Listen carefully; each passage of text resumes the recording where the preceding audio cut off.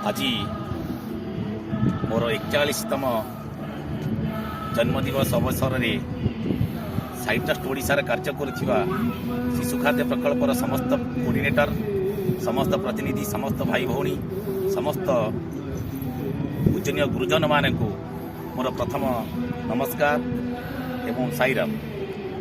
सर्वप्रथम आम अनंतकोटी ब्रह्मांड नायक शिरडी साई सच्चिदानंद परम ब्रह्म चरणारविंदरे मु नमस्कार जनाऊँगी, प्रणाम करुच्ची।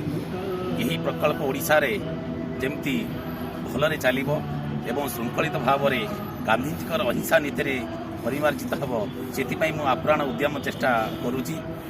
आमे IFF रो जो निर्देशनामा आमको दि जाइए ताहाको निश्चित पालन करूँ एवं निश्चित रूपे जनवरी मासरे यही कार्यर यही प्रोजेक्टर जो शिशु खाद्य मिशन एवं बेबी मिशन, मदर मिशन एवं जो कमिशन को आम निश्चित भावे बंटन कार्य को श्रृंखलित भाव में अहिंसा नीति आरंभ कर आम इतिहास रचा को आम लक्ष्य रखीचु। समस्ते एकत्रित हुआ एवं समस्ते सत्य, निष्ठा, अहिंसा, परोपकारिता, सेवा, संघर्ष मूलक भितर आमर कार्य कर समस्त प्रतिनिधि माने निश्चित रूपे यही प्रकल्प में सहयोग कर कोटि कोटि प्रणाम सह शुभेच्छा एवं अभिनंदन जनाऊँगी।